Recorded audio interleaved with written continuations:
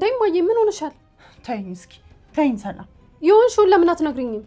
ተይኝ በቃ ምንም አልሆንኩም። እንዴ ምንም አልሆንኩም ትይኛለሽ እንዴ? ምንም ሳትሆኚ ነው እንደዚህ ጸጉርሽን እየነጨሽ የገባሽው? ሰላም ተይኝ አልኩሽ እኮ። እኔ ደግሞ ይሁንሽውን ካልነገርሽኝ አልተውሽም።